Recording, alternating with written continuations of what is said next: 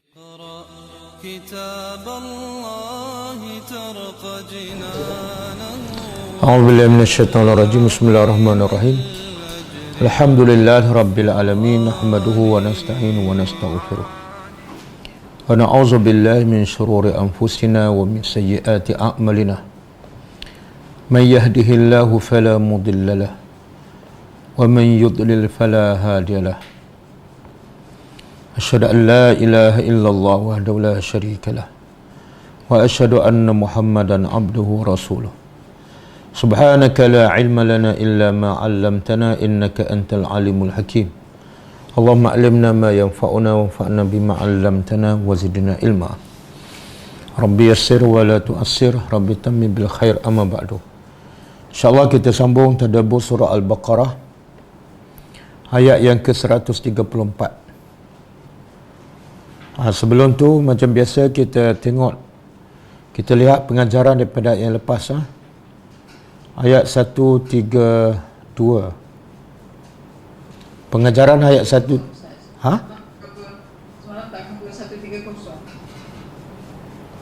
Oh, 131 belum.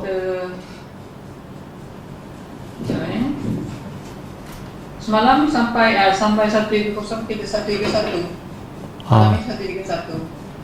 Oh, 131 belum bagi pengajaran? Belum. Okey. Pengajaran ayat 131. A'udzubillahi minasyaitonirrajim. Idz qala lahu rabbuhu aslim qala aslamtu lirabbil alamin. Maksud dia ketika mana Tuhannya, iaitu Tuhan Ibrahim, berkata kepada Ibrahim, aslim, Islamlah kamu ataupun serahkan diri kamu kepada Allah. Maka terus Ibrahim menjawab, qala aslamtu lirabbil alamin. Aku telah berserah kepada pencipta, pemilik, penguasa sekalian alam. Pengajarannya, pertama, kelebihan Nabi Ibrahim alaihissalam. Kelebihan Nabi Ibrahim alaihissalam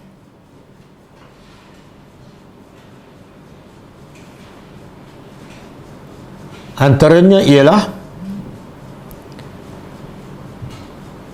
beliau terus menyahut perintah Allah tanpa menangguhkan. Beliau terus menyahut perintah Allah tanpa menangguhkannya walaupun satu saat.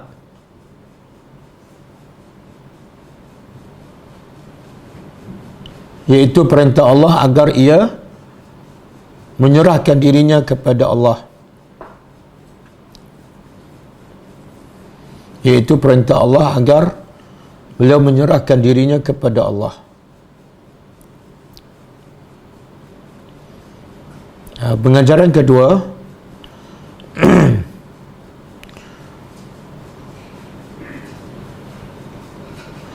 orang yang cerdik, orang yang berakal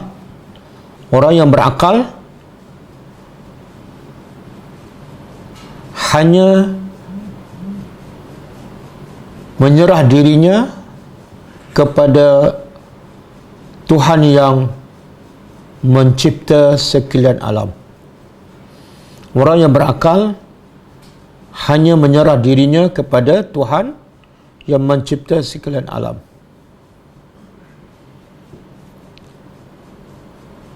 Yang ketiga, sesiapa yang menyerah dirinya kepada selain daripada Allah, seperti nafsu ataupun berhala yang tidak mencipta dan memiliki apa-apa, dia adalah orang yang bodoh dan tidak waras.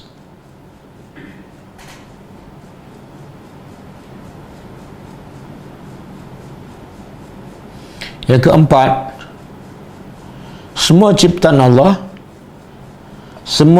Allah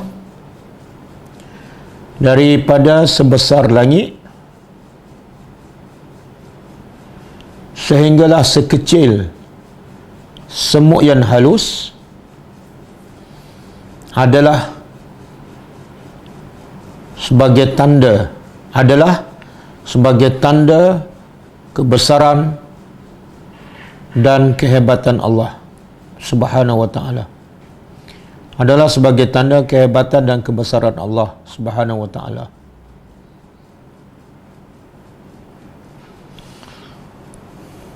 Okey. Habis ayat 132.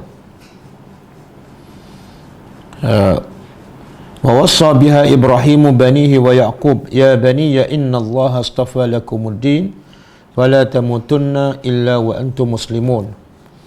Dan Nabi Ibrahim alaihissalam telah berwasiat kepada anak-anaknya. Begitu juga Nabi Yaqub alaihissalam juga berwasiat kepada anaknya wasiat yang sama, iaitu ya bani, wahai anak-anakku, innallah, sesungguhnya Allah istafa lakumuddin, telah memilih untuk kamu agama. Maka jangan sekali-kali kamu mati melainkan dalam keadaan kamu Islam. Okey, pengajarannya. Pertama,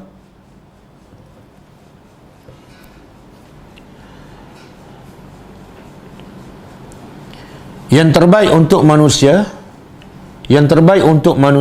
ialah apa yang Allah pilih.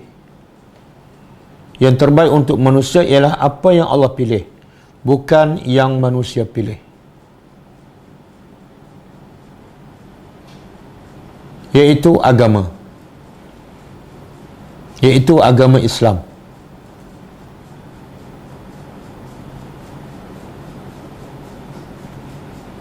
Yang kedua, wasiat yang terpenting yang sepatut diberi oleh ibu bapa kepada anak-anak mereka ialah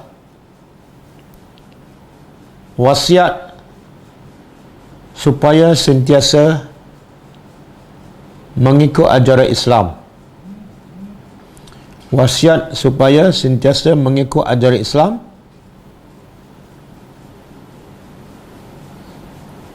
setiap masa sehinggalah mereka wafat.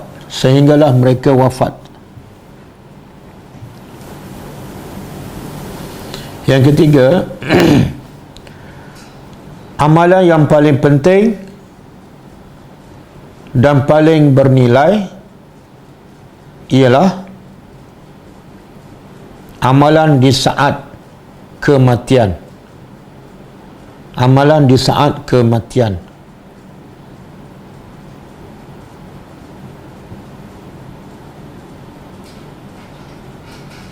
Kerana amalan itulah yang akan menentukan celaka ataupun bahagia manusia di akhirat.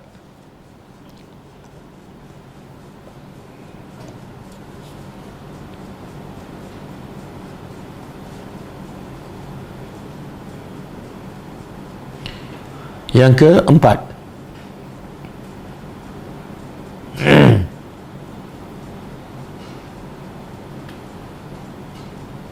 semua para nabi memohon kepada Allah agar dimatikan dalam keadaan Islam.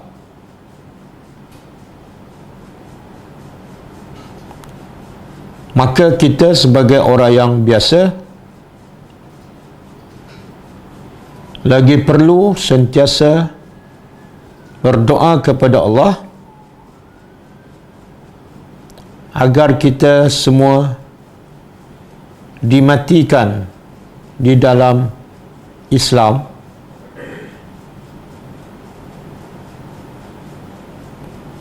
sama ada ketika sakit ataupun sihat.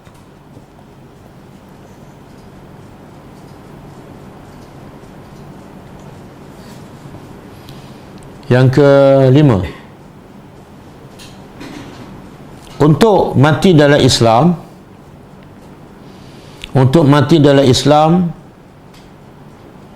wajib seseorang itu sentiasa menjaga iman dan amal solehnya, dan sentiasa istiqamah.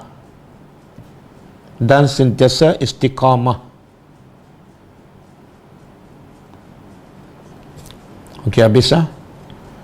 Ayat 133. Am kuntum syuhada'a idh hadara Ya'qub al-maut idh qala li banihi ma ta'buduna min ba'di qalu na'budu ilahaka wa ilaha abaika Ibrahim wa Ismail wa Ishaq ilahan wahidan wa nahnu lahu muslimun. Adakah kamu hadir atau menyaksikan ketika mana Nabi Ya'qub didatangi kematian? Ketika mana Nabi Ya'qub berpesan kepada anak-anaknya, apa yang kamu akan sembah selepas kematianku? Mereka menjawab, kami akan sembah Tuhan engkau dan Tuhan bapa nenek moyang engkau, iaitu Ibrahim, Ismail, Ishaq, sebagai Tuhan yang satu. Dan kami semua hanya kepada Allah kami berserah diri. Okey, pengajarannya. Pertama,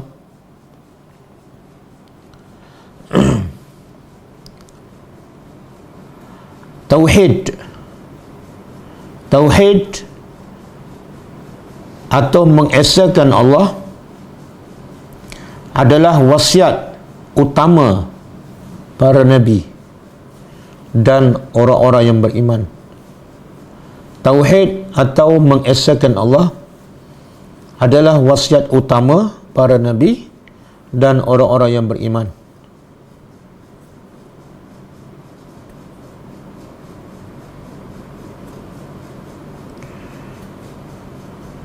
Yang kedua, harus berwasiat ketika saat datangnya ajal.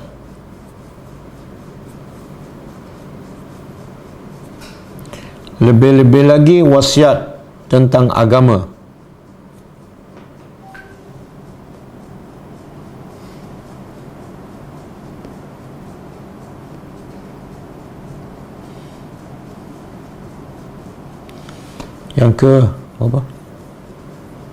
Yang ketiga, wajib mengikhlaskan Islam dan amal seseorang hanya kerana Allah Subhanahu wa ta'ala.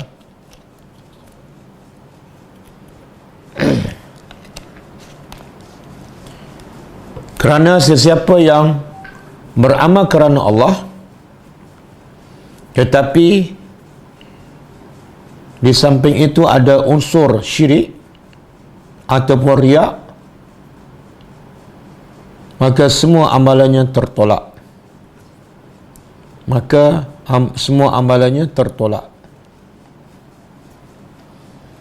Okey, kita sambung ayat seterusnya. A'udzubillahi minasyaitonirrajim. Ayat ni ada kaitan dengan ayat sebelum ni. Kalau sebelum ni orang-orang Yahudi dan orang Nasrani mendakwa bahawa Nabi Ibrahim dan Nabi Ya'qub adalah beragama Yahudi, kata orang Yahudi.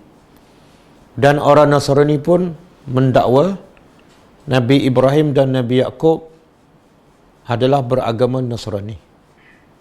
Jadi semua mendakwa. Sebab apa? Sebab Nabi Ibrahim adalah digelarkan sebagai Abu al-Arab wal Israeliyin, bapa kepada orang Arab dan bapa kepada orang Israel. Jadi semua nak gunakan nama Ibrahim. Jadi nama Nabi Ibrahim ini adalah mulia di sisi orang Yahudi, di sisi orang Nasrani, lebih-lebih lagi di sisi orang yang beriman. Maka ayat ni, dan mereka menggunakan juga sebagai hujah bahawa mereka mesti agama betul. Sebab apa? Sebab buktinya Ibrahim dan Ya'qub pun beragama dengan agama mereka. Maka Allah nak tempelak mereka dalam ayat seterusnya. tilka, demikian itu, ummatun. Ummatun, apa makna ummatun?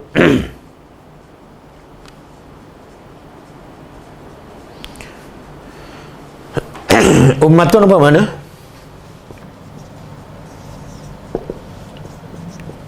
Ummatun dalam Quran ada banyak makna.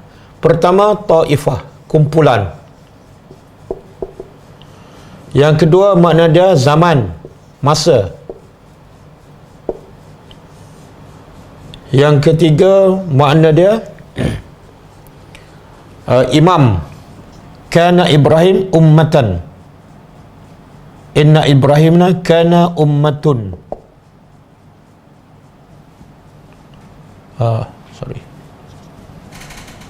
Imam. Jadi ini semua maksud, walaupun perkataan yang sama tapi makna berbeza. Semua ada dalam Quran, semua ada dalil. Jadi kita nak tahu ummatun makna apa, kena tengok konteks ayat. Kalau ayat inna Ibrahima kana ummatan, sesungguhnya Ibrahim adalah satu ummah. Makna apa? Tak mungkin dia kumpulan sebab Ibrahim seorang. Dan tak mungkin dia masa sebab Ibrahim orang. Maka apa makna ummah? Iaitu Ibrahim adalah seorang imam yang diikuti. Okey, dalam konteks ayat kita ni apa makna ummah? Dia tilka ni isim isyarah, dia refer kepada yang sebelum ni. Yang sebelum ni apa dia? Ayat sebelum ni cerita pasal apa?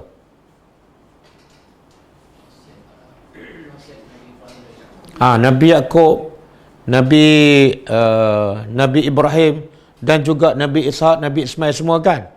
Semua tu dia panggil ummah. Jadi makna apa ni? Taifah.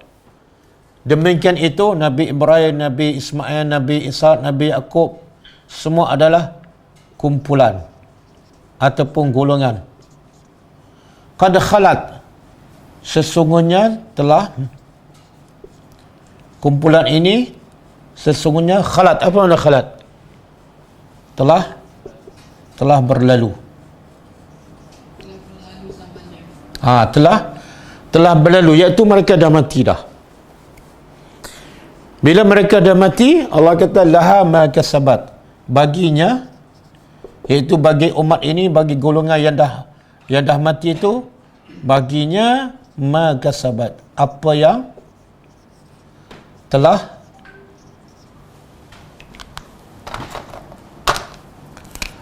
telah ia lakukan. Usaha ataupun lakukan. Walakum, dan lakum bagi kamu, ma kasabtum, apa yang kamu kerjakan. Kamu ni siapa? Kamu ni siapa? Orang Yahudi dan Nasara yang mereka mendakwa Ibrahim tu beragama Yahudi ataupun Nasara. Okey, setakat ni apa yang Allah nak bagi tahu? Boleh faham tak? Nabi Ibrahim, Nabi Yaqub, Nabi Yusuf, Nabi Ishaq, Nabi Ismail, mereka ni satu golongan yang dah mati dah berlalu. Jadi bagi mereka amalan mereka, bagi kamu iaitu orang Yahudi amalan kamu. Apa maksud dia?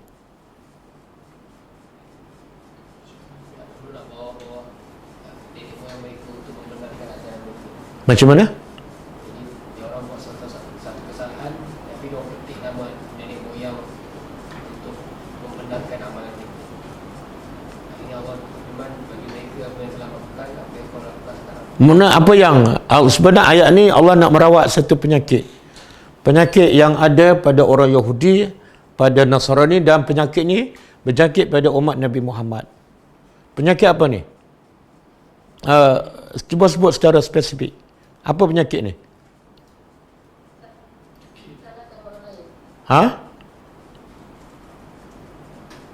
Penyakit ni ialah lebih bahaya daripada COVID-19. Bukan. Penyakit ni ialah bila dia rasa nenek moyang mereka tu mulia, maka mereka pun akan jadi mulia. Penyakit tak? Nabi Ibrahim bagus, Nabi Yaakob bagus. Jadi kami ni keturunan mereka, kami mesti bagus. Maka Allah kata tak. Bagi mereka, amalan mereka tak ada kaitan dengan kamu. Dan bagi kamu, kamu tangguh sendiri. Boleh faham? Yahudi saya dah sebut semalam kan. Yahudi dia mendakwa Ibrahim tu agama Yahudi kan. Sebenarnya Yahudi bila muncul? Agama Yahudi bila muncul? Zaman Nabi Musa. Sebab kitab mereka pun turun ketika zaman Nabi Musa, kita Taurat kan. Nabi Ibrahim ni dah jauh lepas lama dah. Jadi Nabi Ibrahim tak pernah dengar pun cerita pasal Yahudi. Kan? Jadi mereka nak guna nama Nabi Ibrahim yang dianggap mulia oleh semua agama. Iaitu kalau Ibrahim itu betul dan kami ni keturunan Ibrahim, kami mesti betul. Jadi ikutlah kami. Allah kata tak. Yang umat dahulu mereka beramal, mereka kamu tak dapat pun kebaikan tu. Yang kamu nak dapat kebaikan, kamu sendiri kena beramal. Okey.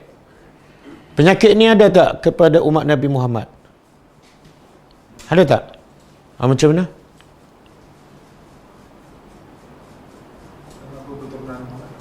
Betul. Kan? Ada yang mengaku keturunan Rasulullah. Bani Tamim ke apa? Habib. Dia kata kami ni keturunan Rasulullah. Jadi, amalan tak penting tu. Yang penting keturunan. Sebab tu mereka ni kadang-kadang mereka rasa mulia dan pengikut mereka pula rasa puak-puak ni keturunan Rasulullah. Solat lambat pun tak apa. Isap rokok pun tak apa. Jumpa cium tangan, cium kaki kan. Betul. Memang ada. Memang ada.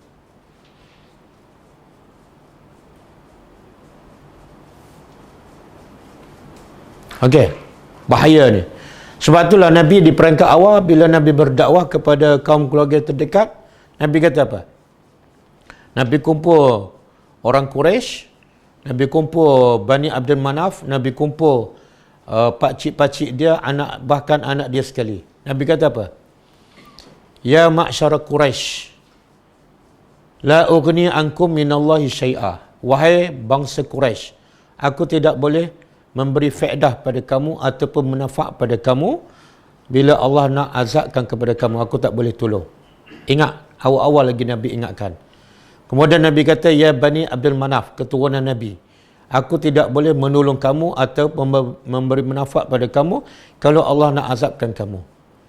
Kemudian Nabi kata kepada Abbas, ya Abbas bin Abdul Muttalib, la ughni anka minallahi syai'a. Aku tak boleh selamatkan kamu daripada azab Allah. Aku tak boleh. Walaupun engkau pakcik aku. Kemudian Nabi sebut lagi, Nabi panggil Safiyah. Ya Safiyata ammata Rasulillah. Wahai Safiyah, makcik Rasulullah. Aku tak boleh tolong kamu daripada azab Allah. Last sekali Nabi kata apa? Ya Fatimah binti Muhammad.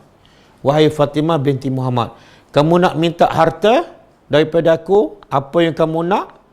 Sali min mali ma syi'ti. Kamu nak minta harta, apa yang kamu nak, mintalah. Sebab itu aku boleh bagi. Tapi la ughni anki minallahi syai'a. Aku tak boleh selamatkan kamu di akhirat besok kalau kamu tak beriman. Boleh? Sebab ada. Jadi kalau anak Nabi, pakcik Nabi, Nabi tak boleh selamat. Agak-agak 3 pupu Nabi, boleh tak Nabi selamat? Tak boleh. Lepas tu yang ada sekarang berapa keturunan tu? Tak betul ke tak betul, tak tahu kan? Lagi Nabi tak boleh selamat. Yang boleh selamatkan manusia ialah iman. Ya betul, Nabi boleh bagi syafaat, tapi syaratnya apa? Kepada orang beriman. Selagi tak beriman, Nabi tak boleh bantu. Di sini juga ulama mengatakan tak boleh bertawassul dengan Rasulullah. Kalau boleh tawassul dengan Rasulullah, orang pertama akan bertawassul dengan Nabi siapa? Ahli keluarga dia. Aku lebih layak sebab apa? Aku anak Rasulullah. Aku pakcik Rasulullah. Aku lagi layak bertawassul. Tapi Fatimah tak pernah bertawassul kepada Nabi. Sebab Nabi dah pesan awal-awal. Aku tak boleh bantu kamu. Kalau Nabi masa hidup tak boleh bantu, kalau Nabi dah mati, lagi tak boleh bantu. Tengok ayat ni simple aja, tapi merawat penyakit yang paling bahaya ni. Antara penyakit paling bahaya ialah dia anggap keturunan tu ada satu kemuliaan. Ada satu hadis juga yang sahih. Nabi kata, ya Safiyah ammata Rasulillah, ya Fatimah binti Rasulillah. Wahai Safiyah, wahai Fatimah, itu yaumul qiyamah bi'a'malikum walaysa bi'ansabikum. Wahai Safiyah, makcik Rasulullah, wahai Fatimah, anak Rasulullah, datanglah kamu semua pada hari kiamat dengan amalan kamu, bukan dengan nasab keturunan. Kalau kamu datang dengan berbangga dengan nasab keturunan, kamu tak akan selamat. Jadi kalau anak Nabi, makcik Nabi pun selamat dengan iman dan amal, maka kita tak ada hubungan keluarga. Lagilah kena pastikan iman dan amal kita betul. Okey, boleh satu lagi ada penyakit ni. Penyakit apa ni? Penyakit umat Nabi Muhammad di kalangan Bani Melayu. Ini bukan Bani Tamim. Apa dia? Dia bila orang mati, dia akan buat amalan-amalan yang pada sangka mereka boleh bantu orang mati. Betul kan? Ayat ni membetulkan fahaman tu. Bagi mereka yang mati, apa yang mereka buat masa hidup? Yang kamu buat untuk kamu. Sebab tu dalam mazhab Syafi'i, kalau baca Quran untuk orang mati, kalau bukan mak bapak tak sampai. Kalau kita buat tahlil untuk orang mati, kalau bukan mak bapak tak sampai. Kenapa? Laha ma kasabat walakum ma kasabtum. Okey, boleh. Kemudian satu lagi penyakit, wala tus'aluna, dan kamu tidak akan disoal amma kanu, terhadap apa yang adalah kamu ya'malun, kamu kerjakan, yang kamu dulu kerjakan. Ini penyakit apa pula ni? Kamu tidak akan ditanya tentang apa yang mereka, apa maksud dia?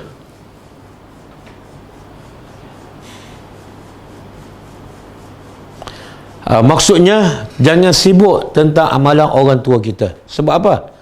Apa yang mereka amalkan, kita tak akan ditanya. Mereka akan ditanya tentang amalan mereka, dan kita akan ditanya tentang amalan kita. Boleh? Ataupun dengan erti kata lain, seseorang tidak akan memikul dosa orang lain. Jangan risau. Jangan risau. Kalau mak bapak kita buat dosa, kita tak akan ditanya tentang dosa mak bapak kita. Tapi orang yang datang kemudian tak akan ditanya tentang dosa orang yang dulu. Tapi kalau terbalik, orang dulu akan ditanya tak tentang dosa orang yang datang kemudian?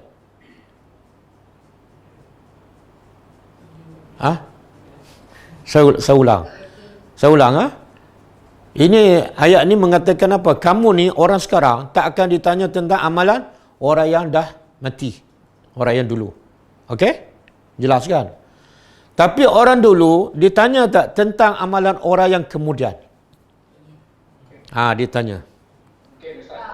Bukan tak akan ditanya. Contoh, orang dulu buat benda salah, benda bid'ah kan? Lepas dia mati, orang kemudian ikut. Jadi orang dulu akan ditanya tak tentang dosa orang yang ikut benda yang dia dah mulakan? Dia akan ditanya. Ya. Tadi kata tak kan? Nabi kata apa? Man sanna sunnatan sayyi'ah. Siapa yang memulakan satu sunnah yang jahat, yang berdosa, falahu wizruha wa wizru man amila biha ila yaumil qiyamah. Siapa yang buat satu dosa, maka dia akan tanggung dosa dia. Yang kedua, dosa orang yang ikut selepasnya. Sampai bila ni? Sampai kiamat. Kecuali dia bertobat. Sebab tu dia jangan memulakan buat satu benda yang salah atau dosa atau bidah. Jangan. Kalau kita orang yang memula, pencetus, maka siapa yang ikut selepas kita, kita akan tanggung dosa. Bukan 7 keturunan sampai kiamat. Kalau dia bertobat, habis. Kalau dia bertobat, dia kena umumkan kepada orang ramai bahawa apa yang dia buat tu sebenarnya salah. Baru dia lepas. Tak boleh dia bertobat, diam macam tu je. Katalah dia tulis buku yang salah kan. Kalau dia bertobat, dia kena tulis satu buku lagi, membetulkan apa yang salah dalam buku yang dulu. Okey. Ini bahaya ni kan. Nampak simple je ni.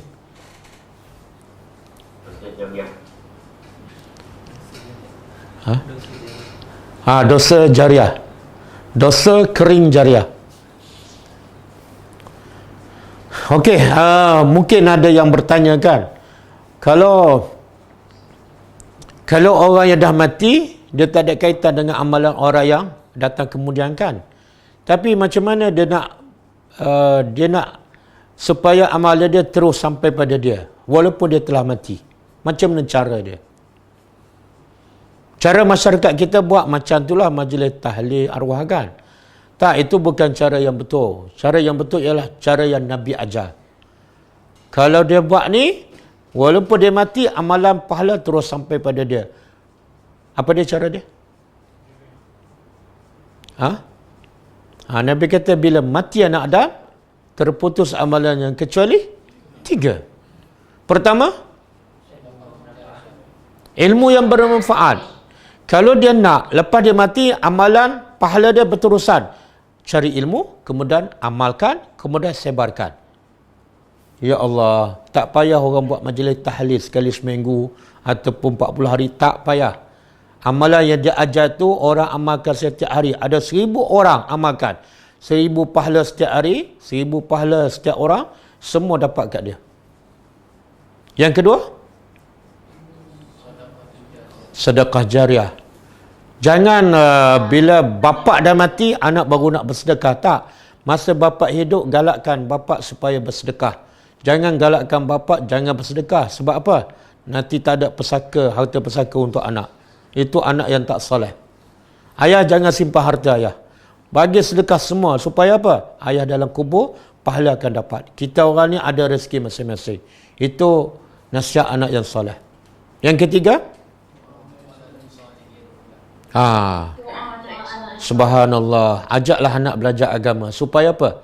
Supaya anak kita jadi soleh. Bila kita mati, pahala amalan anak 24 jam sampai pada bapa dan ibu dalam kubur.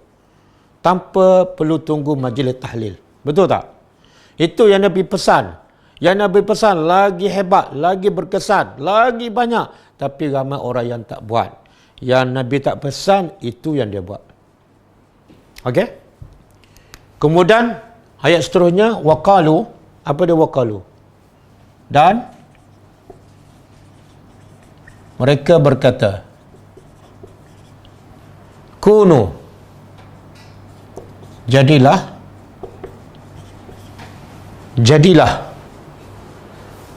kunu, jadilah kamu hudan kita dah jumpa sebelum ni. Hudan jamak, hudun jamak, mufrad dia haidun. Kalau seorang haidun, jamaknya hud. Apa mana haidun? Orang yang mendapat petunjuk ataupun orang yang kembali kepada Allah. Maksud di sini ialah orang-orang Yahudi. Jadi orang Yahudi berkata pada orang beriman, jadilah kamu orang Yahudi. Orang-orang Yahudi. Au Nasara, atau jadilah orang-orang Nasrani. Dia jangan keliru.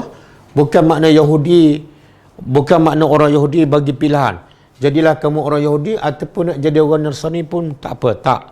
Sebenarnya masing-masing berkata. Orang Yahudi berkata apa? Jadi orang Yahudi saja. Jangan jadi orang Nasrani. Orang Nasrani pula berkata apa? Jadilah kamu orang Nasrani. Jangan jadi orang Yahudi. Jangan jadi orang Islam. Boleh faham? Apa maksud ni?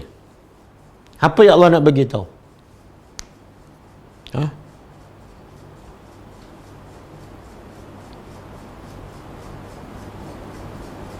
Itu baru tafsir. Tafsir ni kita faham maksud secara umum ataupun yang tersurat. Tadabburnya yang tersirat tu. Apa maksud ayat ni? Ataupun apa pengajaran kita boleh ambil? Jadilah kamu orang Yahudi ataupun jadilah kamu orang Nasrani, tahtadu. Barulah kamu akan dapat hidayat. Maknanya kalau jadi orang Islam tak dapat hidayat. Orang Yahudi kata jadi orang Nasrani belum dapat hidayat. Jadi nak dapat hidayat kena masuk agama. Jadi apa maksud, apa message yang Allah nak bagi tahu?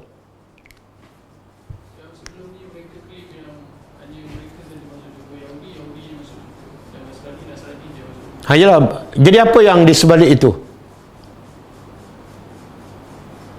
Apa maksud orang Yahudi kata pada orang Islam? Jadilah kamu orang Yahudi. Dah sebelum ni kita dah belajar kan? Ayat berapa tu? Waddal lazina kafaru min ahlil kitab. Lau takfuruna. Jadi mesejnya sebenar Allah nak bagi apa ni? Yahudi ni sesat ke ataupun di atas petunjuk? Sesat kan? Tapi mereka berdakwah tak? Kunin maknanya berdakwahlah. Orang Yahudi ke orang Kristian, walaupun mereka sesat, tapi mereka sentiasa berdakwah. Dan ayat sebelum ini Allah beritahu mereka sentiasa nak orang Islam murtad. Pengajarannya apa? Apa pengajaran? Orang yang sesat pun berdakwah. Maka kita ni yang yakin akidah betul, kenapa tak nak berdakwah? Boleh faham? Orang yang sesat, dia yakin dia betul. Apa bukti dia yakin dia betul? Apa bukti dia yakin dia betul? Dia berdakwah, dia nak orang lain macam dia. Sebab dia yakin betul. Subhanallah, walaupun dia sesat. Kita ni memang betul-betul betul. Dan yakin betul. Tapi tak nak orang lain jadi macam kita. Buktinya apa? Tak nak berdakwah. Belajar aja. Kan? Bila PKP tutup kelas je. Teruk tak? Teruk tak pemikiran orang Islam? Lepas tu kita marah. Jahatlah orang Cina ni. Asyik nak mengkristiankan orang Islam. Memanglah kerja dia. Walaupun dia sesat, tapi dia yakin dia betul. Buktinya, dia nak berkongsi agama mereka. Kita ni, masalah kita yakin kita betul. Tapi kita tak nak kongsi yang kita rasa betul. Makna macam kita tak betul je. Betul tak? Kalau kita rasa betul, kongsilah benda yang baik kan. Bila kita tak nak kongsi, macam ada something wrong. Kan? Biasa kita kongsi dengan orang apa dia? Yalah apa dia, contohlah. Kita mudah sangat berkongsi. Apa dia tu? Bak dunia kan, bak makanan kan, resipi memasak kan. Resipi memasak. Berita palsu, resipi memasak kan. Kalau tengok Facebook kan, ada yang buat pasal resipi memasak aja. Cina ke India, semua beribu, berjuta view dia kan. Kongsi, walaupun hanya memasak. Tapi kalau bak agama ni, 5 tahun belajar, boleh tak kongsi sikit yang kamu belajar? Belum cukup ilmu lagi. Belum habis kitab Sahih Bukhari kan. Surah Baqarah pun baru sampai ayat 135. Sedangkan Nabi kata apa? Sampaikan dariku walaupun dia tak pakai yang Nabi cakap tu. Betul? Okey. Maka Allah tempelak dakwaan orang Yahudi. Apa dakwaan Yahudi? Yahudi saja yang atas petunjuk. Nasrani pula dakwah yang sama. Allah tempelak. Allah kata apa? Qul, katakanlah, Bal, bahkan. Millata Ibrahim. Millah, apa makna millah? Millah ni asalnya condong. Millah mailun, asalnya mailun, iaitu condong. Bila kita condong pada sesuatu dipanggil agama ataupun pegangan ataupun pemikiran. Qul, katalah wahai Muhammad, bagi kepada Yahudi dan Nasrani ni yang mengatakan agama mereka betul, bagi tahu mereka apa dah? Bahkan yang betulnya yang kamu ni salah. Yahudi salah, Nasrani pun sesat. Habis yang betul apa dah? Millata Ibrahim, ikutlah agama Ibrahim.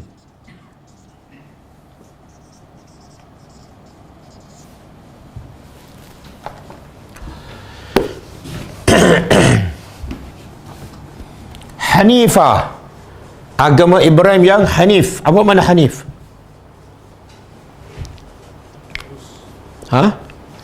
Hanif ni asal dia makna dia mail, condong juga. Mailun. Condong daripada apa?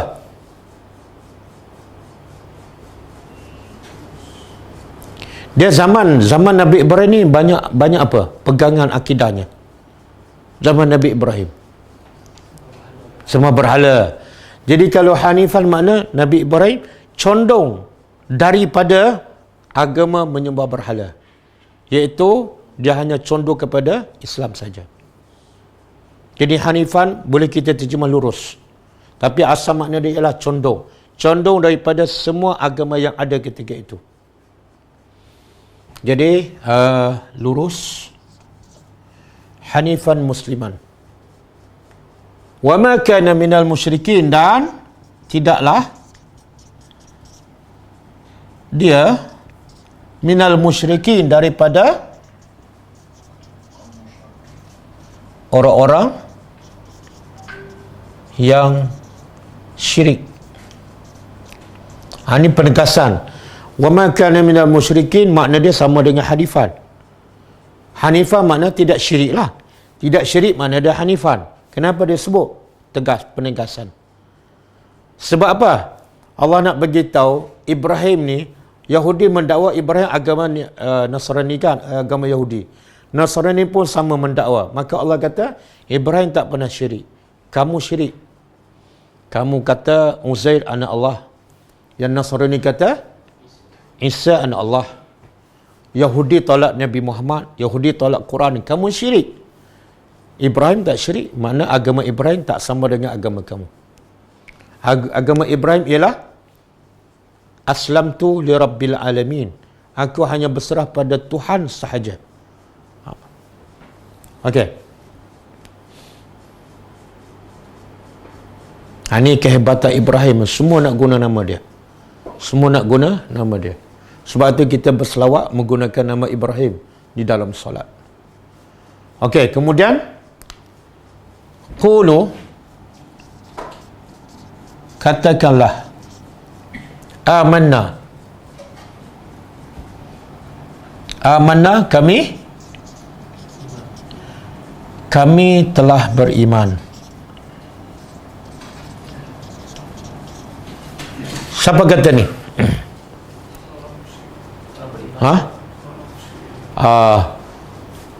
Siapa yang berkata? Orang mukmin. Tak, dia bila katakanlah ada dua. Satu orang berkata, yang kedua orang yang kena kata. Contohlah, Qul. Qul siapa yang berkata? Allah. Dan Allah kata pada siapa? Nabi. Sebab tu Qul seorang. Allah kata pada Nabi, katalah pada siapa? Pada orang beriman. Dan juga kata pada orang Yahudi, yang agama kamu ni bukan dapat hidayah. Yang agama dapat hidayah ialah agama Ibrahim. Okey? Yang tu Allah perintah pada Nabi. Sekarang qulu. Siapa kata pada siapa? Boleh kata Allah berkata kepada orang beriman, dan boleh juga Nabi yang berkata pada orang beriman. Kenapa sini qulu? Sebab ni perintah kepada ramai. Yang ni qul. Sebab perintah pada seorang Nabi. Sekarang perintah pada orang beriman. Okey? Allah perintah ataupun Nabi perintah pada orang beriman. Sebutlah kamu semua amanna, kami telah beriman dengan Allah.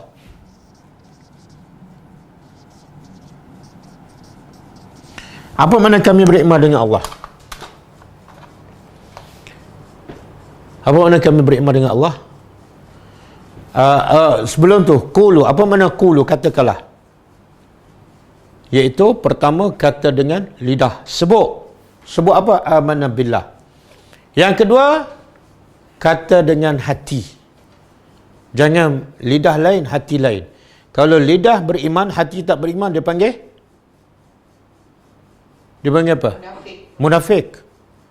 Allah kata apa? Wa minan nasi man yaqulu amanna billah wal yaumil akhir wa ma hum bimu'minin. Mulut dia kata beriman, hati tak.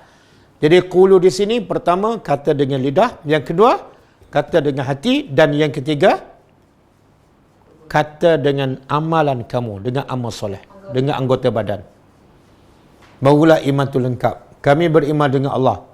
Tak cukup beriman dengan Allah. Sebab apa? Yahudi beriman tak dengan Allah. Nasrani beriman tak dengan Allah. Tak cukup. Ada lagi. Wa ma unzila, dan apa yang telah diturunkan ilaina, kepada kami. Apa yang diturun pada kami? Quran dan Sunnah. Sekarang dah terkeluar orang Yahudi. Sebab apa Yahudi? Tak beriman dengan Quran, tak beriman dengan Muhammad. Dan terkeluar orang Nasrani. Yang ni Allah nak bagi tu, inilah orang yang benar-benar beriman. Yang ada ciri-ciri ni. Pertama, beriman dengan Allah. Yang kedua, beriman dengan Nabi Muhammad dan Quran. Yang ketiga, wama, dan apa yang unzila, telah diturunkan kepada Ibrahim.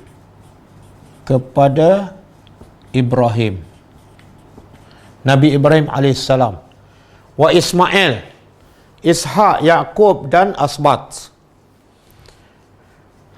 Sekarang dia ikut turutan tak? Ibrahim, lepas Ibrahim Ismail, lepas Ismail Ishak, lepas Ishak Yaqub, lepas Yaqub Asbat. Apa makna Asbat? Asbat ni jamak. Kalau mufrad dia sibtun.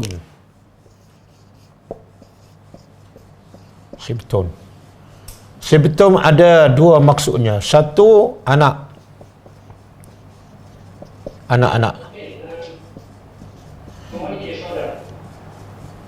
Yang kedua, ini termasuklah anak cucu ni. Nombor satu ni. Yang kedua, para nabi. Para nabi daripada kalangan Nabi Yaqub, termasuklah Nabi Yusuf. Jadi kita ambil makna yang pertama,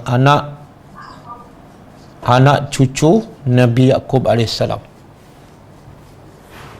Sebab ni ini para nabi ni, sebab diturunkan.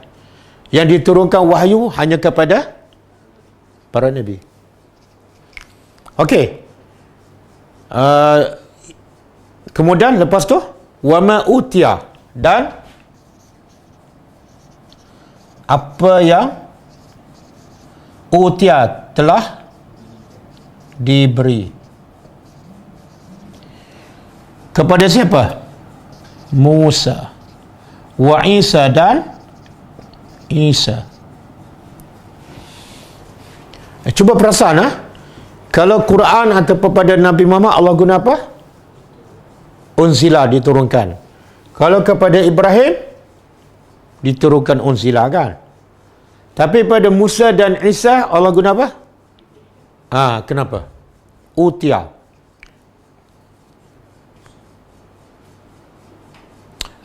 Kepada Musa diturunkan juga tak wahyu? Ya, kitab Taurat. Kepada Isa pun diturunkan juga. Tapi kenapa Allah daripada perkataan unzila Allah tukar guna perkataan utiya, yang makna dia diberi? Tapi Ibrahim, dia sebenarnya semua para nabi sebelum Nabi Muhammad, kitab mereka diberi sekaligus. Bukan Musa dan Isa je. Yang Nabi Muhammad je yang diberi secara berperingkat. Ha? Isa?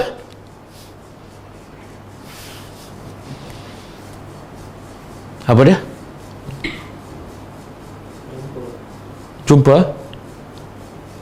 Isa? Dia dapat direct dari Tuhan. Tak juga. Isa?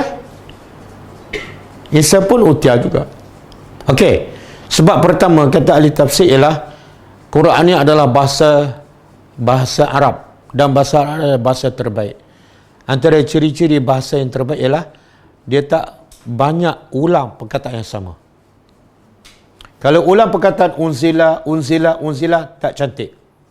Betul tak? Sama je bahasa Melayu. Saya pergi ke rumah. Lepas tu saya pergi ke masjid. Lepas tu saya pergi ke kedai. Semua pergi. Tak cantik kan? Berbagai bahasa. Ya, betul. Sebab yang kedua, sebab Allah nak bagi tahu Yahudi ni mendakwa apa? Agama dia betul kan? Dan mendakwa Nabi dia apa dah? Musa. Nasrani pula mendakwa nabinya. Apa yang Nabi, yang Yahudi dan Nasrani bangga sangat dengan Musa dan Isa? Mukjizat. Mukjizat tu diberi. Mukjizat tu diberi apa dah? Kalau Musa, tongkat, laut terbelah, tangan jadi putih kan? Kalau Nabi Isa, diberi. Biasa mukjizat ni dipanggil diberi, bukan diturunkan. Kalau Nabi Isa apa dah? Menghidupkan yang mati kan? Merawat semua penyakit kan? Buta, sopak dan sebagainya. Jadi Allah nak bagi isyarat pada Yahudi, kamu bangga dengan mukjizat Musa kan? Kalau betul kamu bangga beriman dengan Musa, tak cukup beriman dengan Musa, kena beriman dengan sebelum tu. Nabi Muhammad, Nabi Ibrahim, Ismail, Ishak, semua kena beriman. Baru lengkap. Okey. Kemudian wama utiyah, dan apa yang telah diberi an-nabiyun kepada apa dia nabiyun? Para nabi. Kita tahu tak nabi-nabi ni daripada perkataan apa? An-nabiyyu. Apa makna nabi dan asal daripada perkataan apa?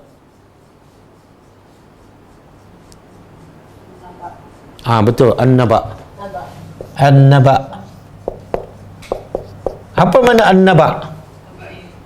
Khabar. Bukan khabar saja. Dia kalau khabar dah bahasa Arab tu. Berita. Bukan berita saja. Naba ni berita besar. Kan Allah sebut amma yatasaalun anin naba'il. Naba ni berita besar. Contoh pasal kiamat. Kalau khabar bahasa Arab juga berita umum. Mungkin besar, mungkin kecil kan. Jadi perkataan Nabi daripada perkataan naba, iaitu orang yang membawa berita besar. Berita apa? Surga, neraka. Itu maksud Nabi. Jadi apa yang kamu beriman tak cukup dengan beriman dengan Muhammad, Ibrahim, Ismail, Ishak, Yaqub, Musa dan Isa. Tak cukup lagi. Kena beriman dengan semua apa yang diberi kepada semua para Nabi. Ini Allah sebut umum. Berapa ramai semua para Nabi? Berapa ramai? Berapa orang?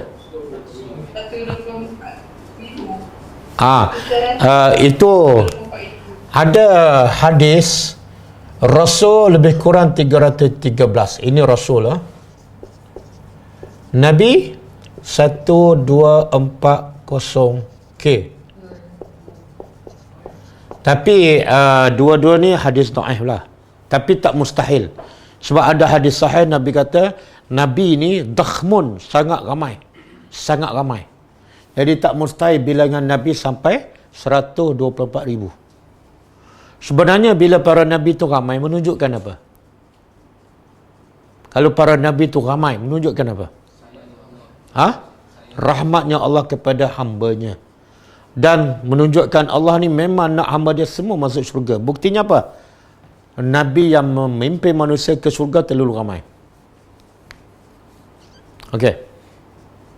Jadi apa yang diberi kepada Nabi, semua kamu kena beriman. Yang diturun pada Ibrahim dipanggil apa? Suhuf kan. Semua para Nabi ada tak kitab ataupun suhuf? Semua ada. Kalau Nabi tak ada suhuf, macam mana nak menyampaikan? Cuma ada yang Allah sebut dalam Quran, ada yang Allah tak sebut. Yang Allah sebut hanya berapa je? Taurat, Injil, Zabur, Quran. Ibrahim pun Allah sebut dalam bentuk suhuf. Tapi semua para Nabi ada suhuf masing-masing. Okey. Dan apa yang diberi kepada para Nabi, mir rabbihim, dari Tuhan mereka.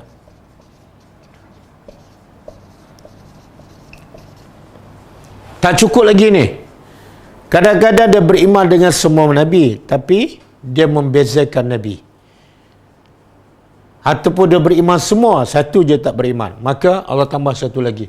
La nufarriku. Kami nufarrik, apa dia? Kami tidak membezakan baina ahadin, di antara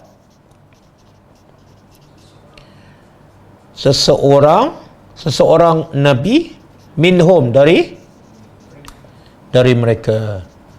Sebenarnya ayat ni Allah nak betulkan akidah siapa ni? Akidah Yahudi.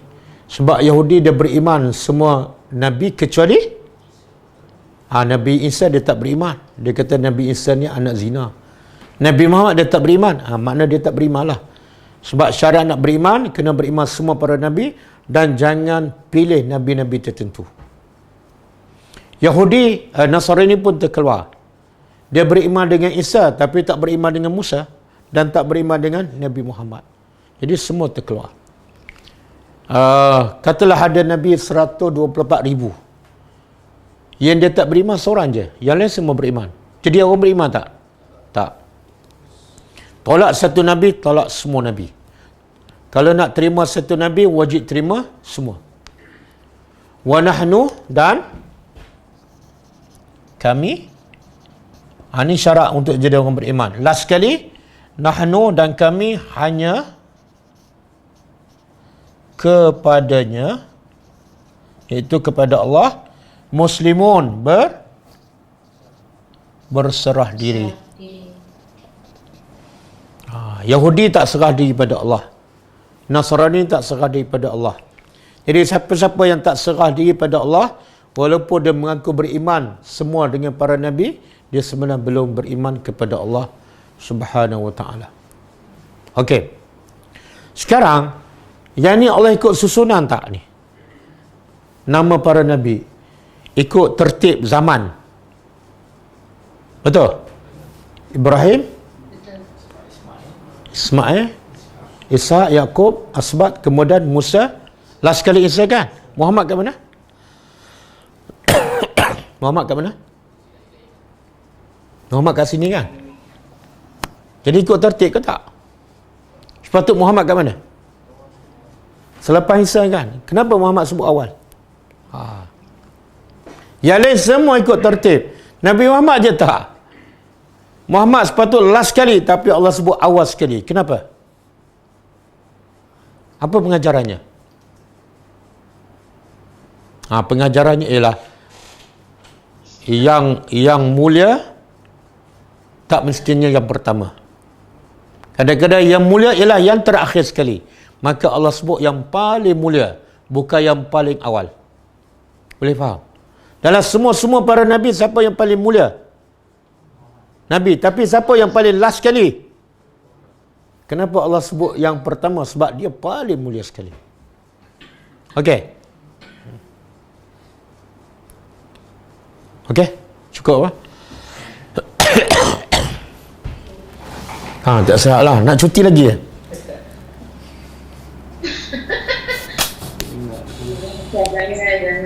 Jangan Ustaz. Oh.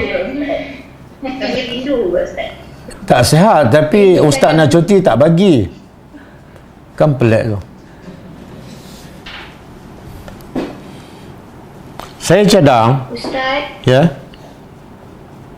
Ya. Sorry Ustaz, saya nak tanya. Waalaikumsalam warahmatullahi.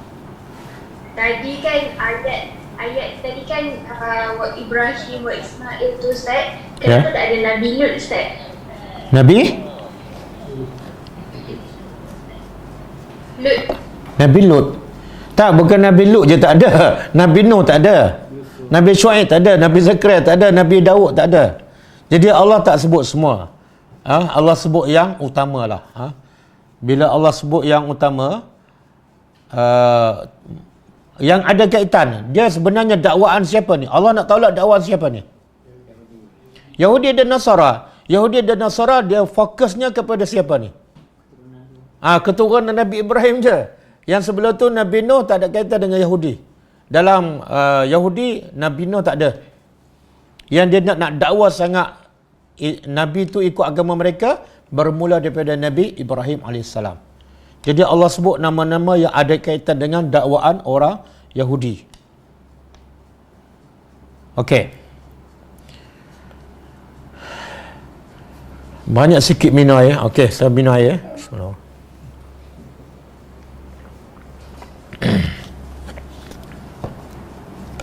Waalaikumsalam warahmatullahi. Ustaz tadi nak cakap apa tadi? Ustaz kata nak cadang apa tu? Apa dia?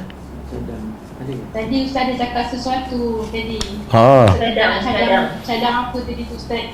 Tak, untuk kelas kita akan datang, cadangan saya, malam kita akan teruskan kelas tadabbur surah Baqarah 5 malam dalam seminggu. Mana nanti dulu tak habis lagi ayat ni.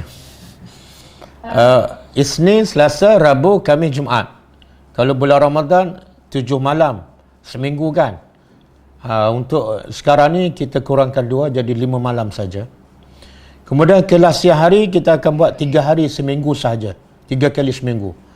Iaitu Isnin, kemudian Selang, Rabu, kemudian Jumaat. 3 kali je. Jadi 3 hari siang, 3 kali siang dan 5 kali malam. Jumaat, Sabtu, Ahad cuti. Siapa tak nak cuti tak apalah. Saya nak cuti. Terima kasih Ustaz. Itu pun bergantung pada kesihatan saya lah. Kalau suara tak ada, bukan 5 malam. 1 malam pun tak ada. Tak apa Ustaz, kami faham. Okey. Terima kasih banyak. Jazakallah. Sebab Allah kata apa tadi ayat pertama? Laha ma kasabat walakum ma kasabtum. Makna apa tu? Jadi kalau kita nak amalan, kita nak pahala, kena buat sekarang. Jangan harap lepas mati kita harap orang hidup buat amal. Jangan. Jadi saya rasa kalau nak cuti pun rasa rugi. Saya tak boleh beramal. Tak ada amalan soleh. Apatah lagi ilmu yang bermanfaat. Jadi paling-paling kurang dalam keadaan sekarang kita buat kelas juga. Semoga itu menjadi amal soleh saya. Ustaz, besok Ustaz PKP dan Ustaz mungkin tak boleh pergi office nak buat kelas ni. Ustaz nak buat kelas daripada rumah Ustaz ke macam mana lebih? Tak. Office saya dekat rumah. Bukan sebelah lah, tapi 2-3 minit je. Tak ada roadblock. Antara office dengan rumah saya tak ada roadblock. Kalau ada roadblock, polis buang masa lah. Sebab 2 kilometer je. Cuma saya risau kameraman kita tak boleh datang. Kameraman tu macam saya lah. Kalau saya tak boleh datang, tak ada kelas. Kalau dia tak boleh datang pun, kelas tak ada juga. Jadi kita tengok keadaan besok. Waalaikumsalam warahmatullahi wabarakatuh. Waalaikumsalam. Ustaz, nak tanya sikit. Sebenarnya Allah menggunakan famshu, ayat famshu untuk dunia, fas'au untuk akhirat, fasfiru untuk taubat. Boleh tak terangkan kenapa ada ketiga perbezaan tu? Okey. Untuk dunia ataupun untuk rezeki Allah guna kata perkataan famshu dalam surah Al-Mulk kan. Famshu fil ardi. Apa ayat tu?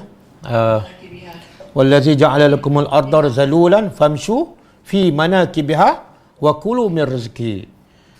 Tapi bila untuk bertaubat kepada Allah ataupun untuk dapat akhirat, Allah guna perkataan yang fas'au ila zikrillah.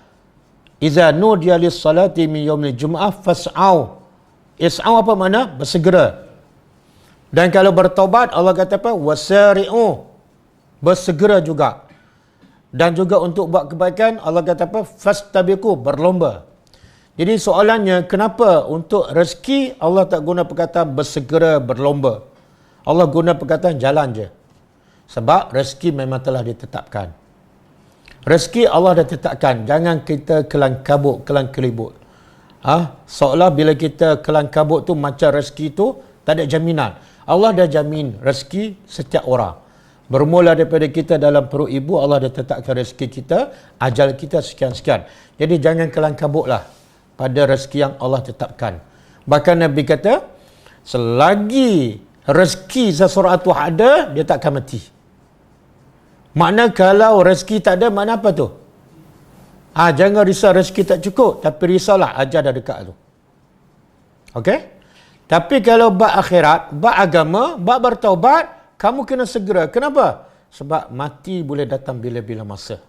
Kalau terlewat bertaubat, terlewat beramal soleh, habis.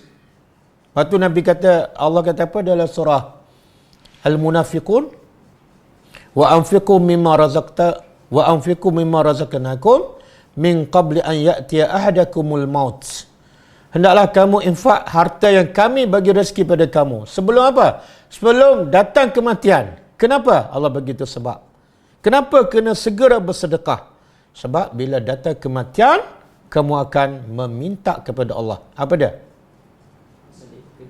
Laula akhartani ila ajalin qarib. Ya Allah, bagilah masa sikit je. Sebab tu bila buat amal soleh, kena segera. Sebab kematian boleh datang bila-bila masa.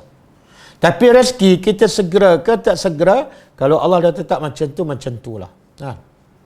Berapa ramai yang dulu sebelum PKP pergi kerja pagi petang siang malam, dapat rezeki banyak tu kan. Tapi musim PKP dia kerja kat rumah, relax je, dapat banyak tu juga. Kan? Wallahu alam. Soalan daripada Facebook. Assalamualaikum Ustaz. Apakah yang dimasukkan dalam karamah? Adakah ia boleh berlaku kepada manusia pada zaman ini? Apa soalan daripada Facebook? Zoom. Apa makna karamah? Karamah ialah satu benda yang luar biasa yang berlaku pada orang yang beriman. Jadi kalau Nabi yang luar biasa dipanggil istilah mukjizat. Tapi kalau berlaku pada orang biasa, maka dia tak panggil mukjizat, dia panggil karamah. Dan boleh berlaku. Boleh berlaku pada Umar Ibn Khattab. Umar tengah berkhutbah, Umar nampak tentera Islam sedang dikepungkan. Di mana di Syam ke mana, saya lupa. Jadi Umar tengah berkhutbah di Madinah, dia bagi arahan kepada tentera Islam yang duduk jauh. Itu dia panggil karamah. Dan berlaku juga pada Sa'ad bin Abi Waqqas. Dia berjalan dengan tenteranya di atas air, hadis sahih. Itu karamah, dia bukan Nabi. Jadi boleh berlaku kepada orang yang beriman. Tapi kalau berlaku kepada orang yang tak beriman, orang yang tak solat, ada bukan mukjizat pun bukan, karamah pun bukan. Dia panggil apa? Sihir. Ataupun silap mata. Zaman sekarang ada? Ada. Tapi karamah tu biasanya orang tu tak ceritalah, orang lain yang akan cerita. Kalau dia sendiri cerita, ada masalah lah. Saya semalam isi minyak kereta dengan air je, boleh jalan sampai Kedah. Itu karut lah tu.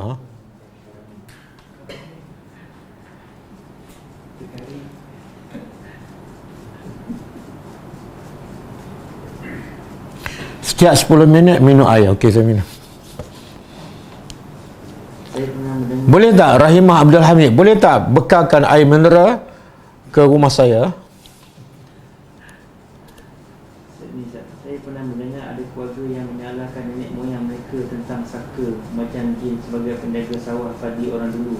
Mohon pencerahan Ustaz. Semula ulang. Saya pernah mendengar ada keluarga yang menyalahkan nenek moyang mereka tentang saka macam jin sebagai penjaga sawah padi orang dulu. Mohon pencerahan. Tak boleh.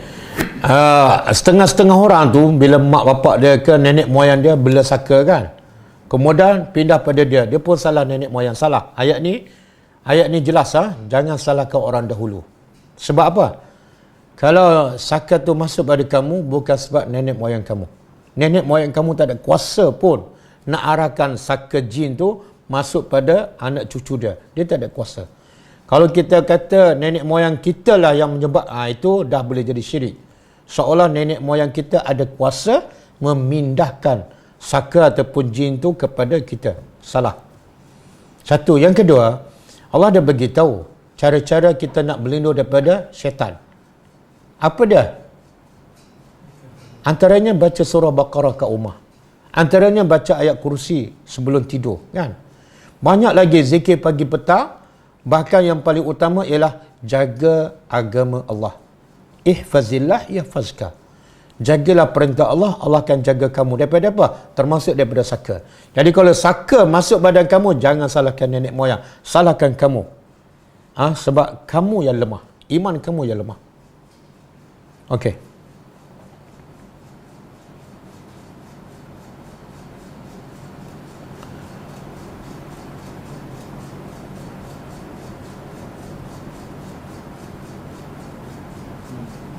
Bagaimana seorang yang miskin akhirat?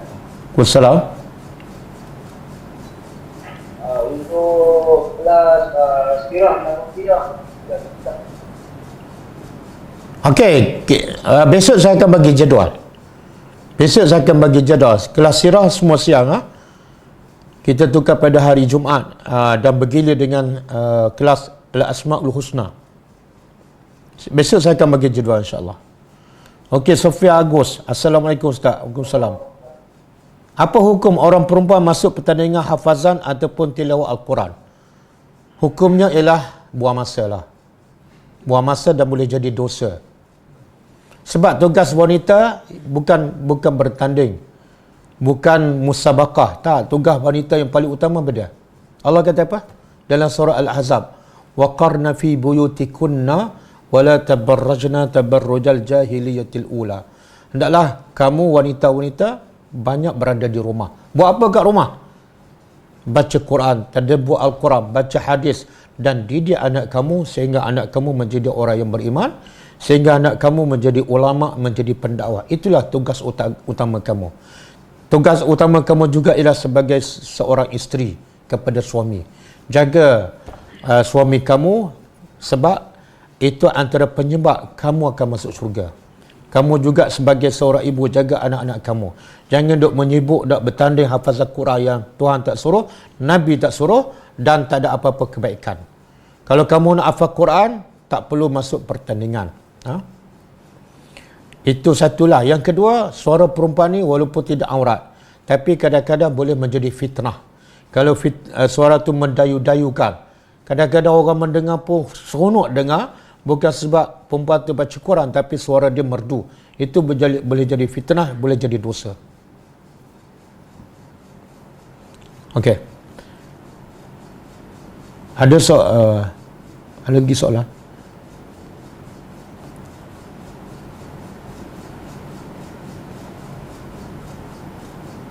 Ustaz, suhuf yang diberi kepada beberapa Nabi itu siap yang tulis atau ia sebutan untuk wahyu tersebut, bukan dalam bentuk fizikal. Tak. Semua kitab ataupun suhuf yang diberi kepada para Nabi adalah dalam bentuk tulisan. Bukan dalam bentuk perkataan, dalam bentuk tulisan. Sebab itulah suhuf tu apa makna suhuf? Suhuf jamak kepada sahifah. Sahifah makna dia lembaran. Lembaran makna ada tulisan di kertas.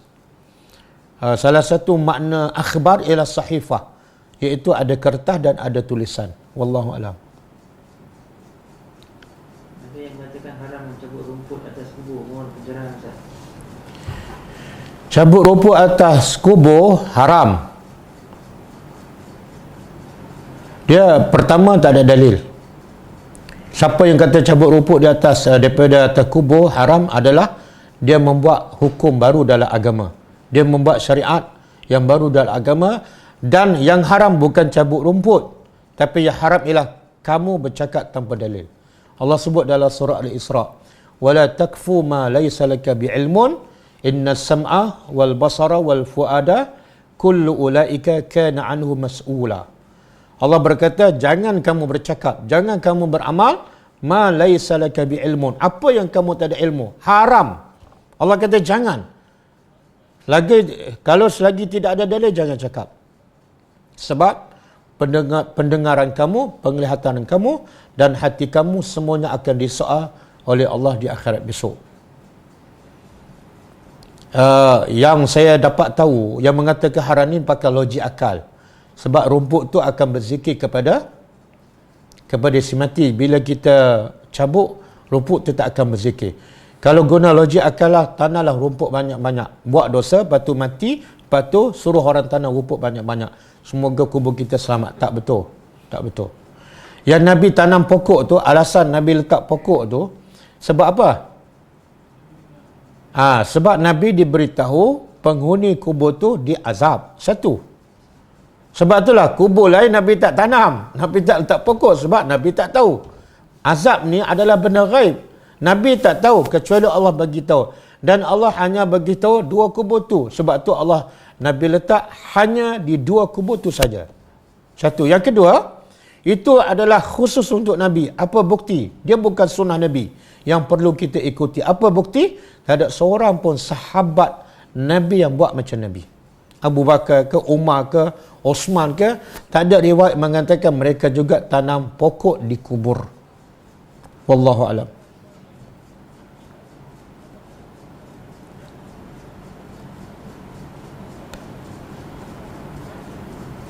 Assalamualaikum Ustaz. Waalaikumsalam warahmatullahi.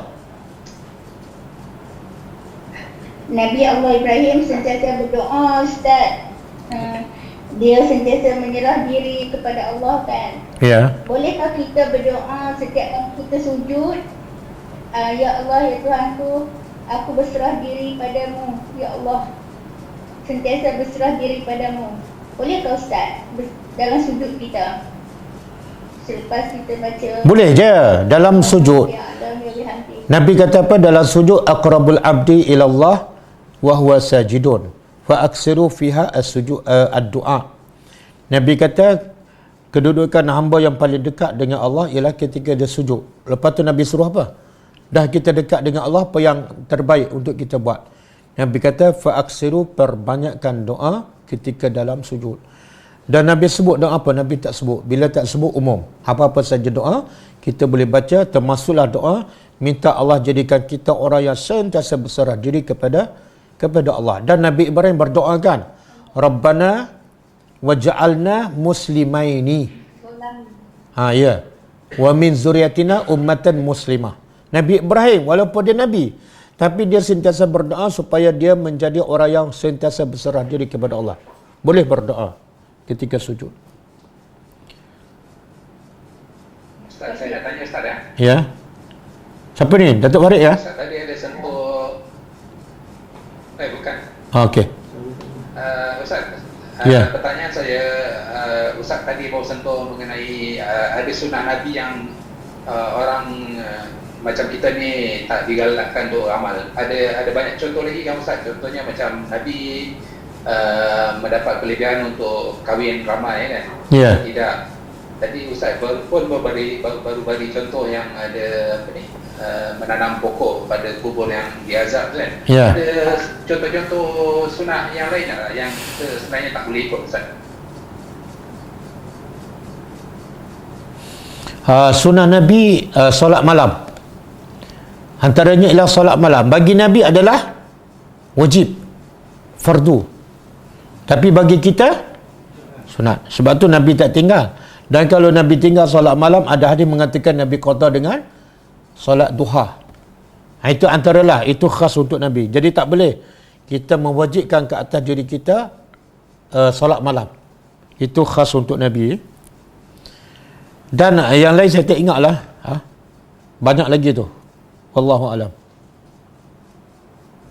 Assalamualaikum Ustaz. Waalaikumsalam warahmatullahi. Saya bagi satu situasi berkenaan dengan sedekah. Dalam Al-Quran ada mengatakan bahawa sedekah tu boleh diberikan waktu kita dalam keadaan terdesak. Apa dia? Itu maknanya mungkin dalam keadaan kita sempit, tapi kita dinasihatkan bagi sedekah. Ya. Betul, Ya. Okay, saya bagi satu situasi. Masalah COVID sekarang ni ramai mengatakan ada yang terpaksa bergantung pada duit simpanan sebab dia orang dah kena buang kerja Ya. untuk terus hidup. Jadi dia orang berada dalam keadaan situasi yang serba salah. Kalau sedekah nanti bajet untuk allocation dia orang sampai dia orang dapat kerja takut tak cukup kalau buat sedekah. So apa nasihat Ustaz terhadap itu? Sebab Tuhan dah kata dia akan ganti balik. Ya. Mereka dalam keadaan sempit sekarang, tapi mereka macam tak confident. Sebab dia dah buat allocation, tak tahu dia dapat kerja sampai bila, simpanan makin lama makin kecil untuk menampung dia orang, lepas tu kena sedekah lagi. So saya minta Ustaz pandangan dan hal ini. Okey. Pertama, apa hukum bersedekah? Sunat. Jadi kalau dia tak bersedekah, berdosa ke tak? Tak berdosa. Itu satu. Jangan dia takut pada yang bukan dosa pun. Okey? Yang kedua, Nabi sebut dalam satu hadis, sedekah yang terbaik ialah sedekah kepada anak isteri kita. Nabi sebut secara jelas, kamu sedekah pada orang miskin, kamu sedekah pada orang tu, dan kamu bagi makan pada isteri kamu, itu adalah sedekah yang terbaik. Ini kena semakkan masuk dalam kepala kita. Setiap hari kita bagi makan pada anak, itu adalah sedekah. Kita dapat dua pahala. Satu, pahala menjalankan tanggungjawab kita, memberi nafkah. Yang kedua, dapat pahala sedekah. Kita bagi makan pada isteri, beli baju pada anak, semua tu dapat pahala sedekah. Jadi kepada orang yang tidak ada duit ataupun kurang duit, tak cukup duit untuk sedekah pada orang lain, jangan risau, dia juga ada peluang untuk bersedekah. Apa dia? Gunakan duit untuk belanja keluarga isteri, itu juga bersedekah. Tapi yang ketiga, dalam masa sama dia nak sedekah juga pada orang lain. Tak ada masalah sebenarnya. Sebab Allah dah bagi tahu, wa ma anfaqtum min syai'in fahuwa yukhlifu. Apa yang kamu sedekah daripada sedikit ataupun apa saja, Allah akan ganti. Sebab itulah saya pernah bagi contoh Aisyah radhiyallahu anha, bila ketika Nabi dah wafat, ada dapat sagu hati pada dia banyak, dia bagi berapa? Dia bagi semua sekali. Sehingga apa? Bukan sehingga habis simpanan, sehingga untuk dia makan hari itu pun dia terlupa. Pembantu dia bagi tahu, ya Aisyah, kita puasa ni dan untuk berbuka untuk kita sendiri belum ada. Kenapa kamu bagi semua? Apa jawab Aisyah? Lah, kenapa tak begitu awal? Aku lupa. Subhanallah. Dia lupa untuk diri saja. Sebab apa? Sebab terlalu tamak untuk pahala. Sebenarnya pahala sedekah itu pahala untuk diri dia juga di akhirat besok. Tapi iman Aisyah tak sama dengan iman kita, kan? Kita yang ada simpanan pun masih takut. Aisyah tak ada simpanan, dia bagi semua. Semoga Allah bagi kekuatan pada kita untuk lebih yakin dengan apa yang Allah janjikan. Wallahu alam. Tahnik untuk harta Nabi ke jangan? Tahnik tak, bukan untuk Nabi. Tahnik ada hadiskan Nabi buat tahnik kepada Hasan, kemudian ada seorang lagi anak sahabat. Cuma masyarakat kita ni salah faham ke ataupun tak faham ke, saya tak tahu. Tahnik ialah kita masukkan manisan ke dalam mulut bayi sebaik saja dia baru dilahirkan, sebelum masuk apa-apa dalam mulutnya. Jadi hari ke berapa tahnik? Hari pertama, hari dia dilahirkan. Tapi biasa orang kita buat apa? Hari ke-7 dah macam-macam masuk dalam perut baby tu kan.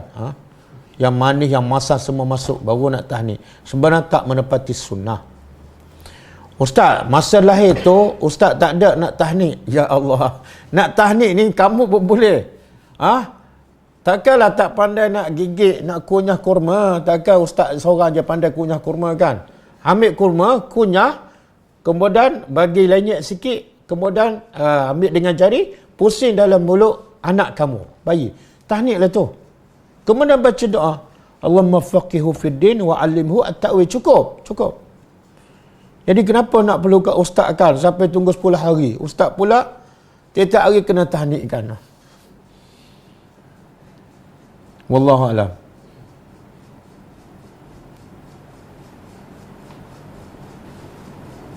Banyak ikut adat Ustaz. Yalah. Ustaz? Betul Cik.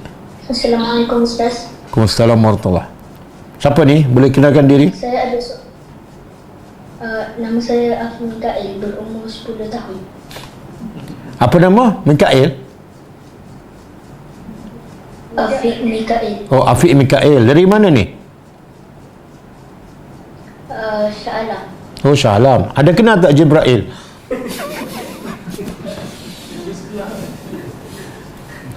Okey, soalannya? Soalan saya ialah Nabi pernah buat solat malam 4 rakaat terus. Ya. Contoh macam tarawih 4 rakaat terus. Tapi itu sunnah untuk Nabi je kan Ustaz? Kita kena buat dua-dua ya Ustaz? Tak. Yang Aisyah berkata Nabi solat malam tidak lebih dari 11 rakaat. Kemudian Aisyah huraikan Nabi solat 4 kemudian 3 kan. 4 tu ulama beza pendapat. Ada mengatakan Nabi solat 4 1 salam. Ada ulama mengatakan Nabi solat 4. Aisyah sebut 4. Tapi dihuraikan oleh hadis Nabi yang lain. Nabi kata apa?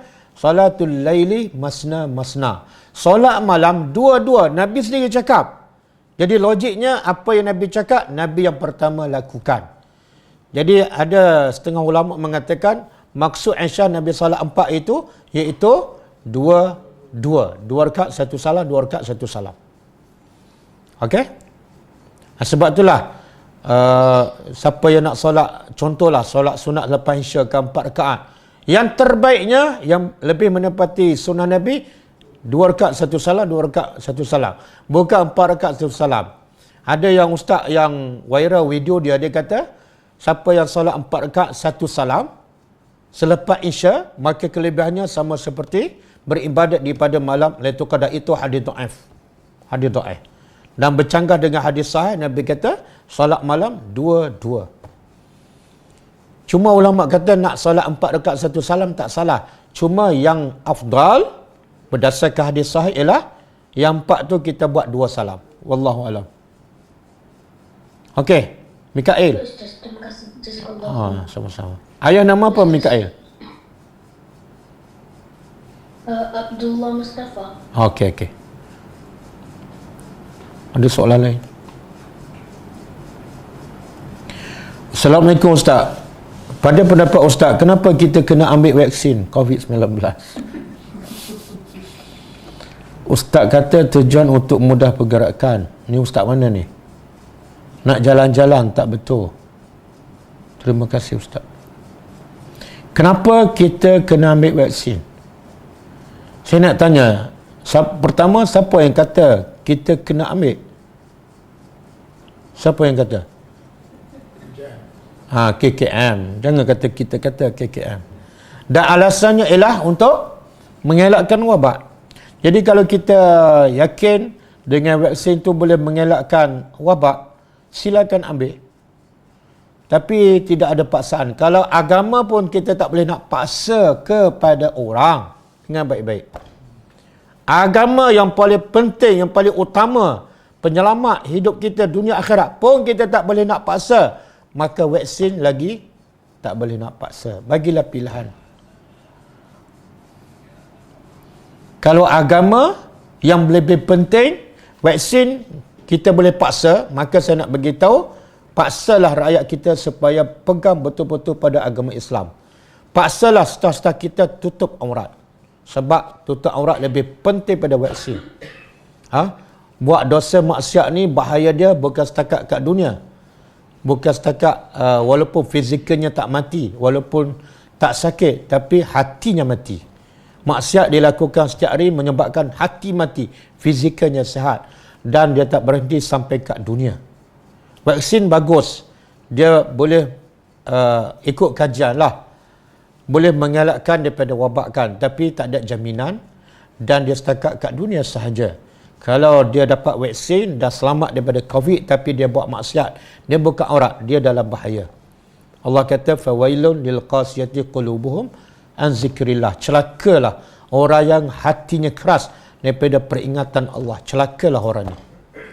Jadi, nak ambil vaksin, ambillah. Tapi, ingat, vaksin yang paling penting, yang paling utama, yang paling mujarab ialah vaksin agama.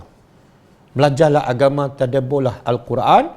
Semoga kita akan selamat dunia dan akhirat. Bukan setakat selamat daripada COVID-19 sahaja. Wallahu alam.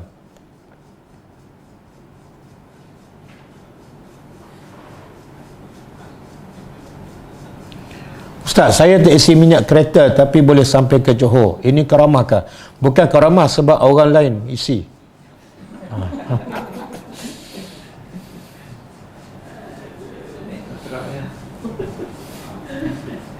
Apa beza tadabbur dan tafakkur? Tak, tafakkur ni berfikir. Tafakkur berfikir. Jadi kalau kita berfikir tentang apa? Kalau kita berfikir tentang maksud Al-Quran, maka dia tadabbur lah.